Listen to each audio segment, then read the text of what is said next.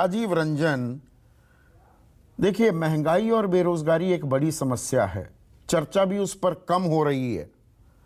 वो तो अब अनाज दिया जा रहा है, गरीबों का कल्याण, त्योहारों के लिए उपहार बताया जा रहा है, पर संसद में जब महंगाई पर चर्चा हुई तो इसी अनाज को फ्री फंड का अनाज तो दे रहे हैं, ये कहा था बीजेपी के पहले स्पीकर ने। और महंगाई जैसी कोई समस्या ही नहीं है, ये दूसरे स्पीकर जो देश के वित्त राज्य मंत्री रह चुके हैं, कहा गया था।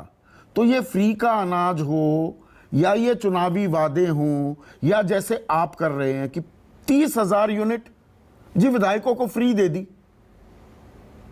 कि जी सब ठीक है, कुछ है ही नहीं, महंगाई है ही नहीं, बेरोजगारी है ही नहीं।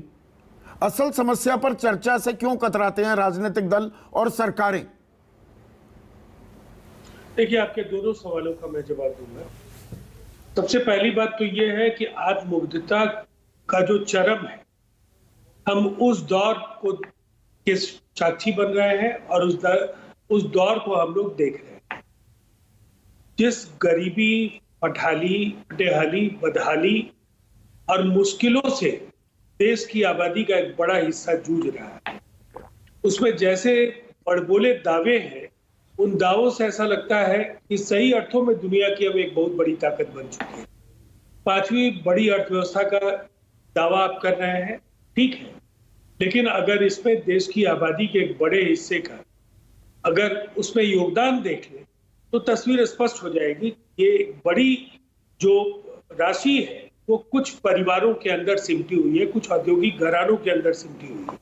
ये सच है कि आम लोगों की जो आमदनी है, जिसको आप पर कैपिटा इनकम कह रहे हैं, वो लगातार या तो नीचे जा रही है या स्थिर बनी हुई है, उनकी मुश्किलों का समाधान नहीं हो रहा है।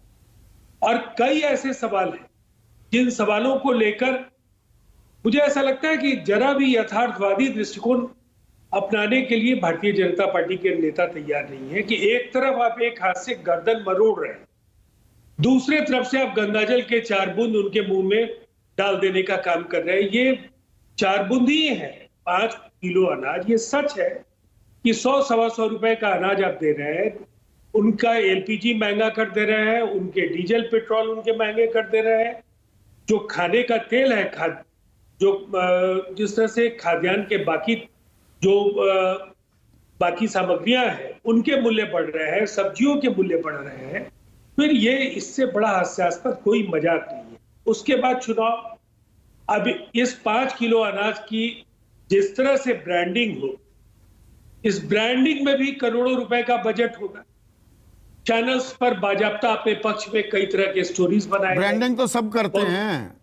आप कहते हैं कि आप गरीबों के साथ हैं, आप पिछड़ों के साथ हैं। आप भी तो, आपकी सरकार राजीव रंजन उल्टी गंगा बहा रही है। विधायकों को अब 30,000 फ्री बिजली की यूनिट, 30,000 यूनिट क्या करते हैं? पूरी रात काम करते हैं आपके विधायक। देखिए, 24,000 यूनिट तो पहले भी उन्हें मिल रहे थे प्रतिवर्ष, और ये तब मिल रहे थे जब यहां गुरु प्रकाश जी की पार्टी भी शामिल थी। सवाल है कि जनप्रतिनिधियों में कुछ लोग बड़े धन कुबेर हो सकते, लेकिन आमतौर पर यह हमारी परंपरा रही है कि राजनीति में, समाज सेवा में जो लोग भी आते थे, उनको पार्टी उनको पैट्रोनाइज करती थी, लोग उनको पैट्रोनाइज करते। तो आम आदमी आपकी प्राथमिकता नहीं है, आपके विधायक आपकी प्राथमिकता है? नहीं, आम लोगों के ही वो प्रतिनिधि हैं, और उनके घरों में भी आम लोगों का ही आना जाना होता है, उनकी जन समस्याओं का ही समाधान। आम आदमी के कल्याण के नाम पर 5 किलो अनाज दे दिया, और जबकि सार्वजनिक वितरण प्रणाली के तहत 2 रुपए 3 रुपए में अनाज और चावल वैसे भी दिया जाता है, वो राज्य सरकारें दे रही हैं। पर आप अपनी पेंशन, एक दिन का भी विधायक हो गया पेंशन भी मिलेगी। सत्ताधारी दल, राजनीतिक जमात अपने बेनिफिट्स में कोई कमी नहीं आने देगी, और गरीब को कुछ हल्का फुल्का कर दिया ऐसे बताएंगे कि कितना बड़ा एहसान कर दिया। नहीं, मैं आपकी इस बात से सहमत हूं कि देखिए, फ्रीबीज की बात हम करें, रेबड़ी बांटने की बात करें, कुछ लोगों को मदद पहुंचाने की बात, हम लोगों के बीच अभी एक ये अच्छा मौका है कि एडीआर के प्रतिनिधि प्रोफेसर जगदीप भी, आप आसमानी वायदे करते हैं, जिन वायदों के बारे में आपको पता है कि आप जमीन पर नहीं उतारते। जब आप बोलते हैं कि हम 15 लाख रुपए हर आदमी के घर पहुंचा देंगे, 2 करोड़ नौकरियां दे देंगे, हम लोगों की जिंदगी बेहतर बनाएंगे, अच्छे दिन लाएंगे, क्या ये वायदे इलेक्शन कमीशन को इनका ऑडिट नहीं करना चाहिए?